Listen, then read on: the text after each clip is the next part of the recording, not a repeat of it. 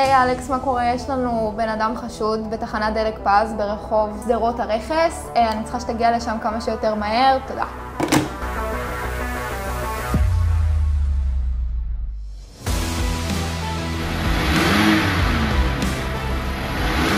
אז בעצם זה מה שאני עושה. כל היום אני יושבת פה, מחכה שיהיו התראות, אוכלת מלפפונים בדרך כלל, וכשיש התראה, אני צריכה להתקשר לסייר הנוכחי. סייר מגיע לשם מבצע סריקה. אם יש משהו חשוד, אנחנו גם מקפיצים משטרה. אחרי שהוא עושה סריקה, אם הכל תקין, הוא מתקשר אליי, אנחנו מוודאים שהכל בסדר. אני מדברת עם הבעלים של המקום, מעדכנים אותו במה שהיה ומה שקרה. אחרי זה אני סוגרת את האירוע במחשב, והכל תקין. אתם ראיתם את אלכס. אין סיכוי שאלכס יגיע לאתר והפורץ לא יברח. בשטח, אם רואים סייר שמגיע לבוש במדי חברה, אין שום סיכוי שפורץ לא יעזוב את האתר ולא יברח. אם צריך להציב שומר בלילה באותו מקום, אנחנו כן יכולים להציב, וכמובן מזמינים משטרה. בדרך כלל כשיש לנו אזעקה, בגלל שהיא מחרישת אוזניים, אנשים ישר בורחים, וגם לפני שהסייר מגיע. ואם הסייר הגיע, כבר אין סיכוי שכאילו הבן אדם עדיין יהיה שם.